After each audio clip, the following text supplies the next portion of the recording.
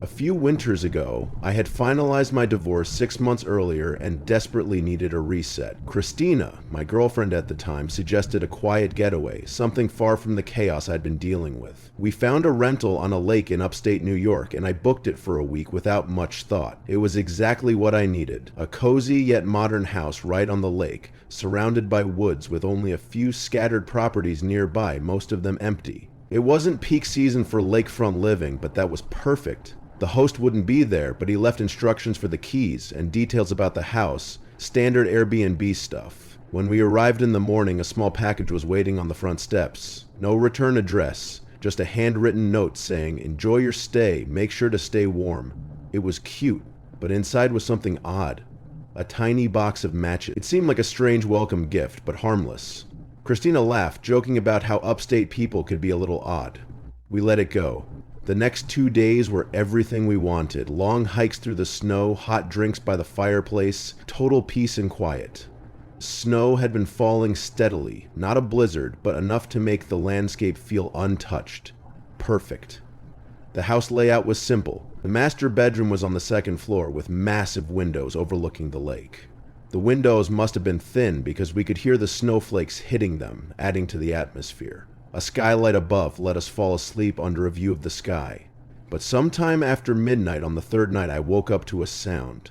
It was barely audible over the wind and snow. The first thing I noticed was that the snowfall had turned into a blizzard.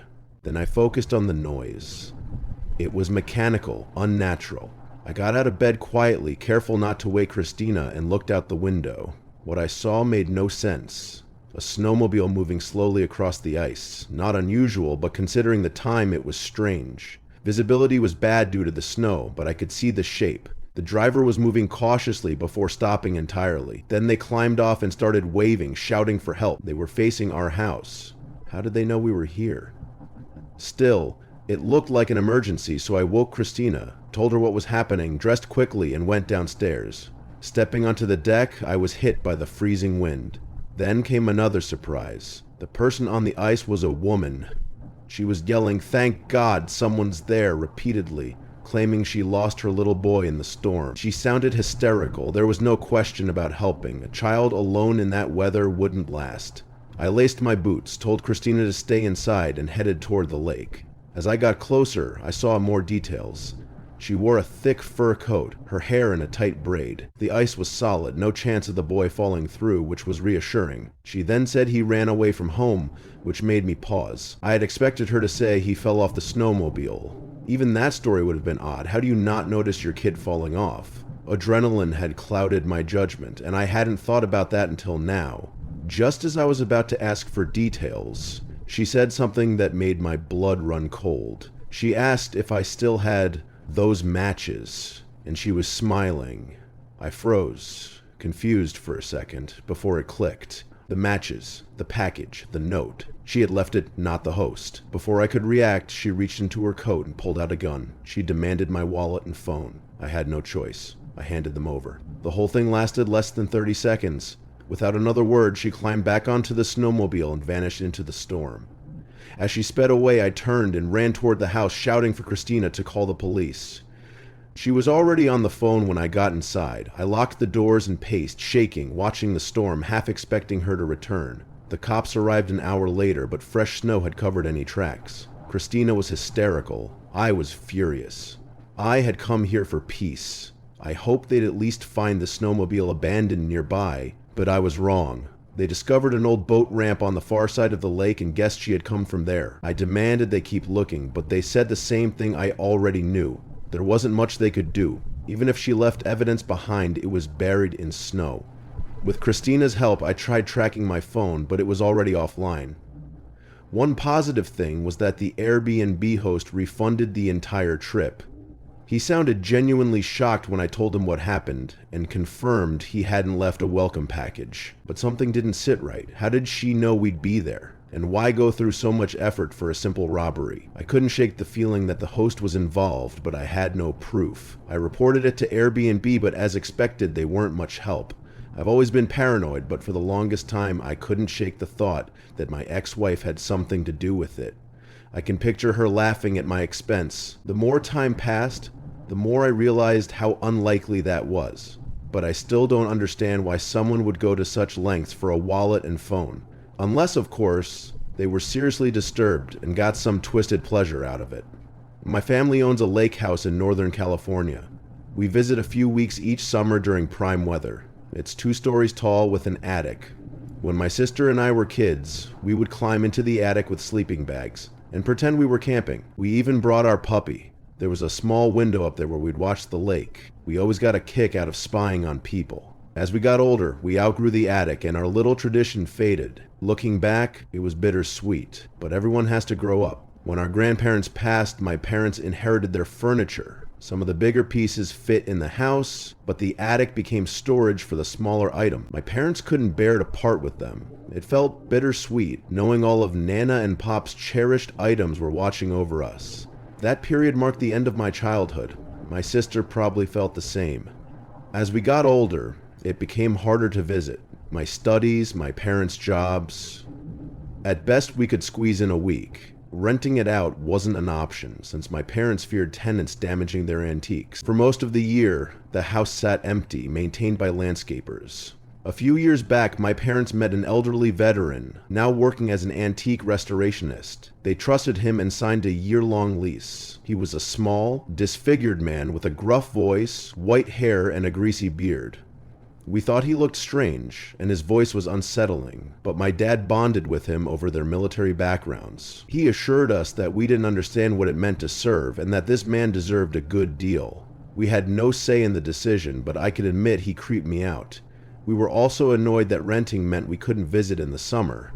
Still, my parents needed the extra cash for our college, so we got over it. Even though they trusted him, my parents periodically checked in. Landscapers would provide updates, and they made sure he hadn't fallen or run into issues. You might call it invasive, but he was getting a great deal. I doubt he cared about the occasional questions. But I couldn't shake the feeling that something about him wasn't right. Now and then, it wasn't like he was going to be able to physically keep the lake house in shape by himself anyway. My dad reasoned that his rent at least covered the maintenance. Despite it looking like he'd been a decent tenant, that all went out the window when the maintenance guys pointed out his predatory behavior to my mom over the phone. They told my mom that while doing landscaping for the neighbors' yards, they'd often spot him sitting weirdly on the porch, staring at the children by the lake. They said they had caught him doing other things too that I don't really feel comfortable repeating. My mom was a real saint and absolutely loathed the idea of a disfigured old man eyeing children while being a tenant in her beloved lake house. For months, she talked my dad's ear off about it until he couldn't take it any longer. I still remember my mom screaming at him about how irresponsible it was for us to be accommodating a potential predator. My dad finally cracked. When the end of the year-long lease was up, my dad tried to let him down easy. He had high respect for him as a veteran. My dad lied and told him that they planned on having some work done to the house that would leave him without electricity or plumbing for a few months. The guy left without too much of a fuss. It wasn't like the money my parents had made off of him was great. They assumed he'd be able to find another spot just fine. My mom told my dad to stop worrying about him so much. My mom wanted him out of there as quickly as possible, so we even paid the landscaping guys a little extra to help him grab his belongings. Admittedly, I was also kind of happy to see him gone. It had always felt weird that someone so strange had basically unlimited access to our house.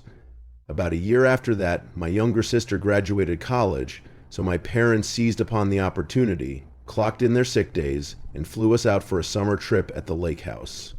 My parents had recently gotten a black lab mix named Bear, who my sister hadn't met yet, so she was especially thrilled. I'll skip all the irrelevant stuff, but by the time we actually made it to the house, the sun had just started setting, so we decided to leave Bear inside while we grabbed dinner in town. The house wasn't stocked with groceries or anything, so we didn't really have another option. Before we left, I noticed Bear was acting strange. His ears were perked up and he kept pacing like he was waiting for something. I figured he was just restless from the long trip and brushed it off. We weren't gone long, just enough time to eat and let the heat die down, but when we stepped back inside, something felt off, like seriously off. Before I could say anything, I saw Bear. He was sprawled out at the foot of the stairs, panting hard. My sister screamed, and I realized there was blood smearing the floor beneath him. My mom immediately pulled out her phone, presumably to call 911. Without a word, my dad made his way into the kitchen and grabbed a knife. I followed suit, and the two of us slowly made our way around the house, searching for the intruder. By the time we made it to the top floor, my dad motioned for me to stop. It took me a second, but I ultimately realized what he was looking at. The attic hatch was open. It wasn't wide open, just cracked, but enough that we could see the faint glare of a flashlight shining down. I'm not proud to admit it, but I was petrified with fear in that moment. If it weren't for my dad, I don't know what would have happened. Without hesitation, he yanked the hatch and started bounding up the ladder. I didn't follow this time. I was too scared. I listened, expecting to hear some kind of fight, but no such sound came. Instead, a few moments later, my dad climbed back down the ladder, seemingly calm. He whispered to me that it was our old tenant, and I could tell that he was really torn about what to do.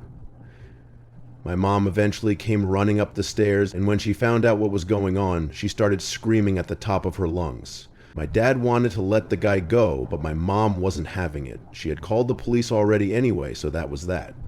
When the police arrived, they went up to the attic and carried the guy down the ladder. He looked like he was in really bad shape, and I could tell my dad had nothing but sympathy. The police found our house key on his person, which also angered my mom because my dad had told her that he had changed the locks. Luckily, Bear survived, although he was seriously injured. As awful a thing as that man had done, my dad refused to press charges no matter what my mom or sister said to convince him. That was actually one of the biggest fights my parents ever had, and I never understood why my dad had so much sympathy for someone who had literally stabbed his dog. This all took place about a year ago, and we haven't been back to the lake house since. I really hate to say it, but this experience seriously tainted my childhood image of that house. I can't say I want to go back anytime soon.